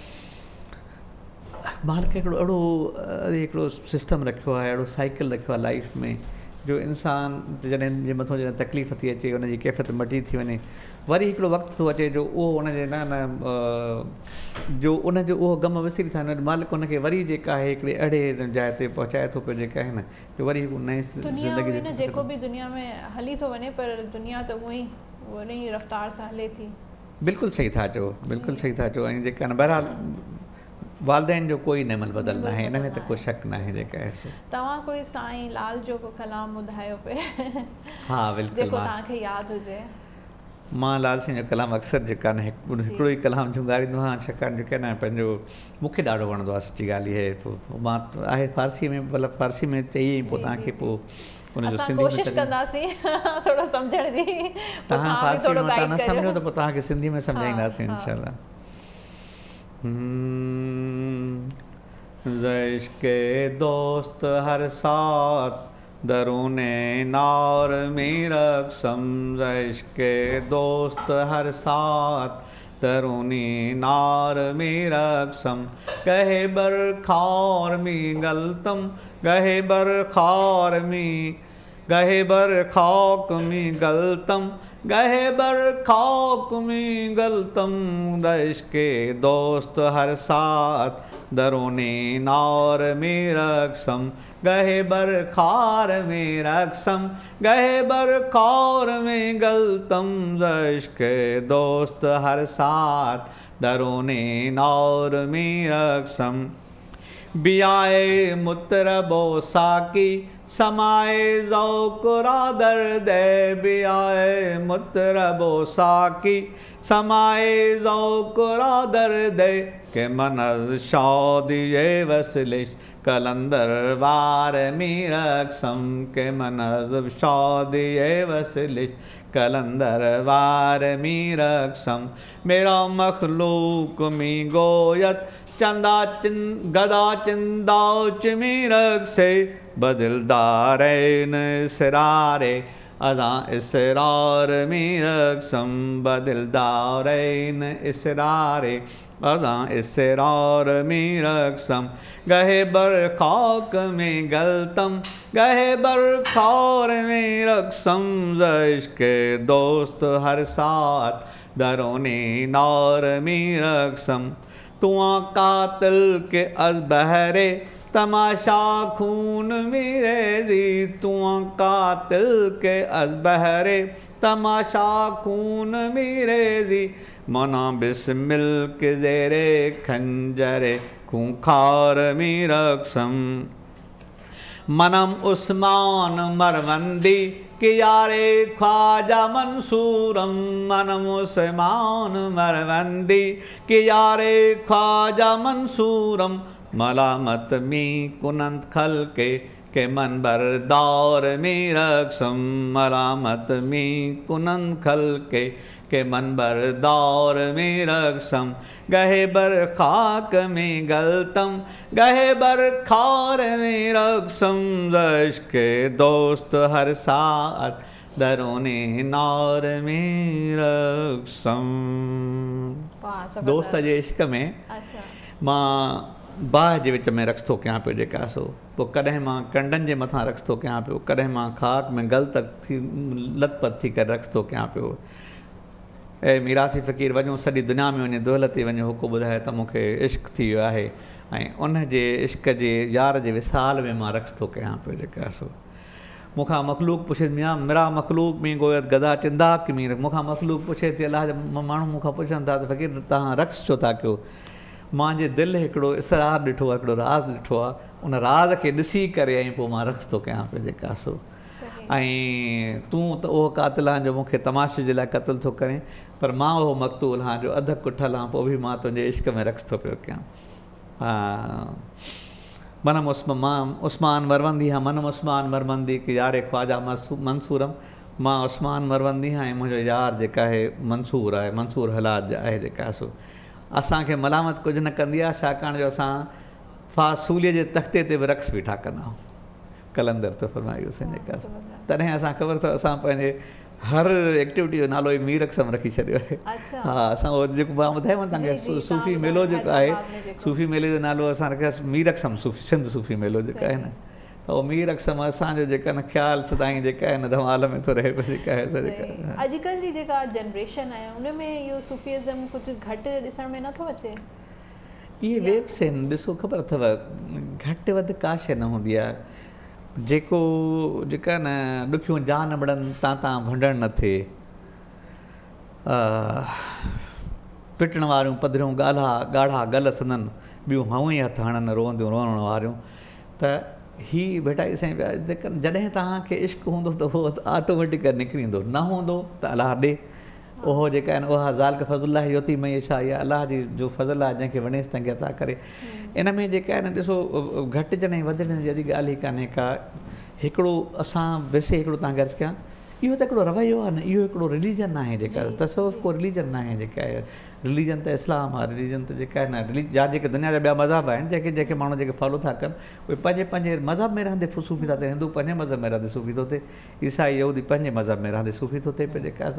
तसव्वुफ़ हिकिड़ो रवैयो आहे जेका जेको यानी ईअं करे सम्झो जेको इंसानियत खे तमामु उत्तम सम्झे थो पियो त यार इंसानियत जे लाइ इंसान जे लाइ काइनात ठही आहे ऐं जेका मालिक उनखे अशरफुल मख़लूक़ात ख़ल्क़ आहे ऐं अलाह जी जेका बि मख़लूक़ात आहे उन मालिक जो परतव आहे, तंहिंजे करे हर हिक खे पंहिंजे जाइ ते उनखे इंसाफ़ मुहैया कजे। छाकाणि जेका करे इहो चयो वेंदो आहे त इंसानियत सभ खां वॾो मज़हब आहे। एग्ज़ैक्टली एग्ज़ैक्टली इहो ई रिश्तो आहे हिकिड़ो जेको ॿियनि सां ॾिसो न तव्हां अॼु हिकिड़ो इंसानु जेका आहे मिसाल तौरु कंहिं बि मज़हब सां लाॻापियल उहो त ॿिए ॾींहं ते कंहिं बि मज़हब सां लाॻापियल थी थिए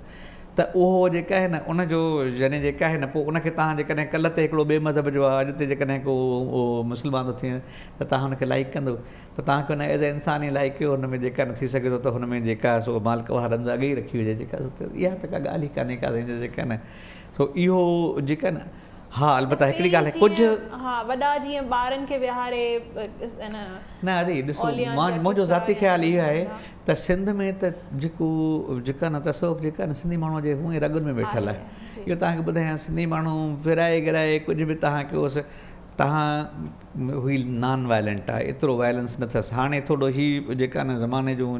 जे गर्दिशनि में जेका थिए अदरवाइज़ एतिरो ई वायलेंट हुयो बि कोन ऐं हाणे बि अञा हुन में यानी उहे शयूं आहिनि जंहिंजे हिसाब सां हू जेका न एतिरो न आहे यानी बाहिमी मोहबत बाहिमी तावन ॿिए घणियूं शयूं हुन में अहिड़ियूं जेका न बाए बिल्ट आहिनि हिन को धरतीअ में को अहिड़ो जेका न मिठास आहे तंहिंजे करे हुनखे हू उहे शयूं करे थो पिए एग्ज़ैक्टली मुख़्तलिफ़ अक़ीदनि जा माण्हू जंहिं नमूने सां रहनि जंहिं नमूने सां कनि छो जो ॾिसो न हेॾी लतीफ़ साईं महिनत कई का को जेका न यानी हज़ारनि सालनि में अहिड़ियूं शख़्सियतूं पैदा थियूं जीअं लतीफ़ साईं पैदा थिया। हर आम माना जेका न उन माण्हूअ जी ॻाल्हि कई जेको मज़लूम हुयो लोहार जीअं लोहारनि लपेटियो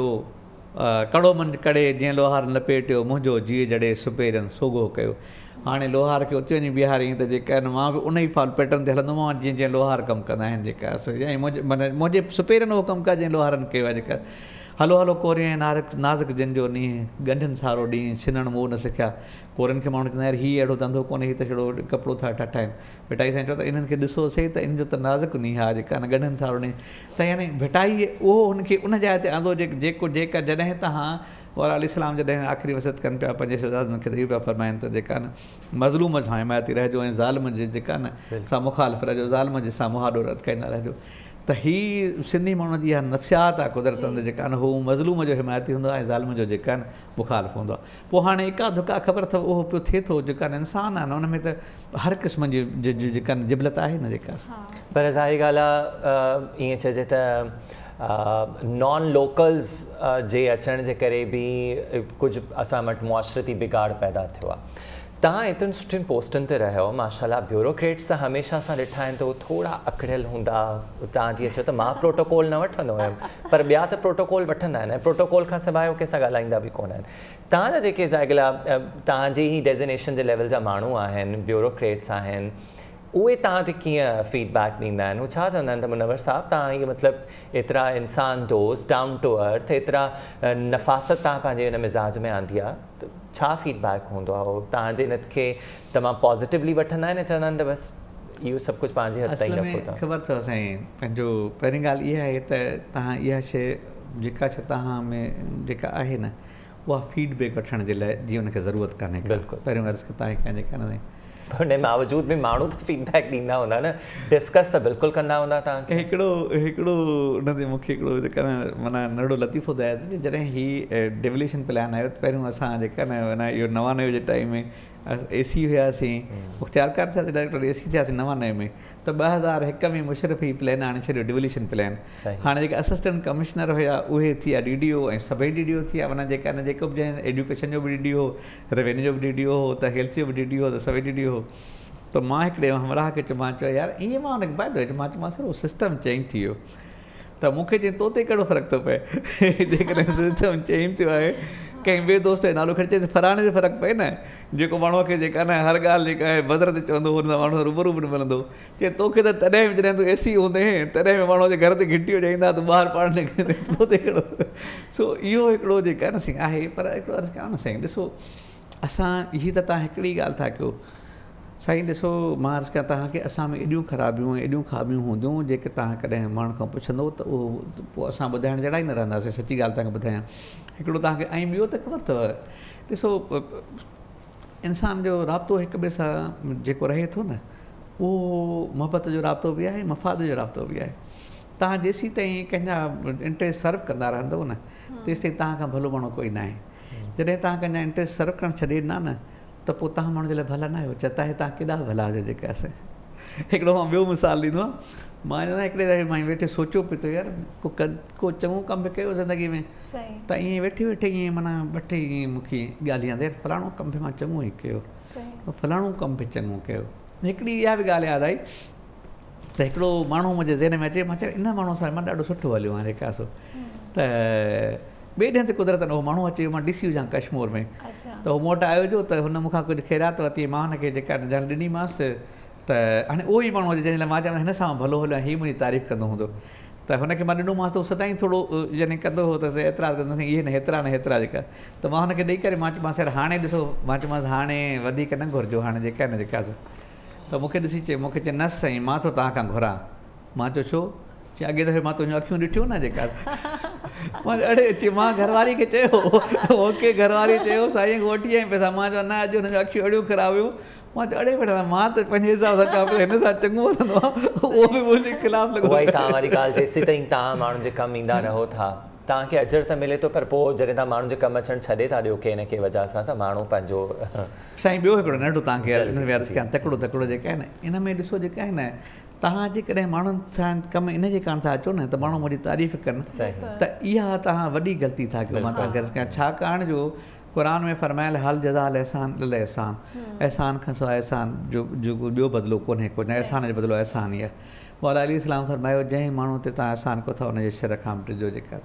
हाणे इन में जंहिं माण्हू खे तव्हां जेका आहिनि जंहिं ते तव्हां एहसान कयो त इहो माण्हू मुंहिंजे एहसान जो बदिलो चुकाए यकीन कयो त उन मां तव्हांखे शिर मिलंदो जंहिं ते तव्हां एहसान कयो त हीअ एहसान मां अलाह खे राज़ी करण लाइ कयो आहे उन मां तव्हांखे सवाइ एहसान जे कुझु बि न मिलंदो जेका मुंहिंजो पंहिंजा ज़ाती मिसाल अहिड़ा आहिनि जंहिं माण्हू ते मां इन जे करे एहसान कयो त हीअ माण्हू मुंहिंजो फलाणो कमु कंदो उहो माण्हू मूंखे मुंहं में मोटाए हणंदो आहे उहो कॾहिं कमु न कंदो आहे पर जंहिं माण्हू ते मां इहो एहसान कंदो आहे त यार मालिक राज़ी थी वञे कॾहिं यकीन कयो त कॾहिं ईअं न थियो आहे त मूंखे उन जा तुमका जेका नाउमीदी थी हुजे चाहे उहो माण्हू नाउमीदी कंदो न पर उनजो ॿियो माण्हू अहिड़ो मूंखे नेमत बदल मिली वञे जो मूंखे उनखां वधीक तव्हांखे हुनजो फल ज़रूरु मिलंदो इन करे चवंदा आहिनि त अमलनि जो दारोमदार नियत ते हूंदा मनोहर साहब ॾाढियूं सुठियूं ॻाल्हियूं तव्हां सां ॿुधायूं तव्हां एक्सपीरियंस पंहिंजा शेयर कंदा आहियो असां बि इलाही कुझु सिखंदा आहियूं तव्हां खां thank you so much thank U अदी नसीम रेडी आहे डिश अॼु जी एग प्लांट विथ योगर्ट यानी कि वाङण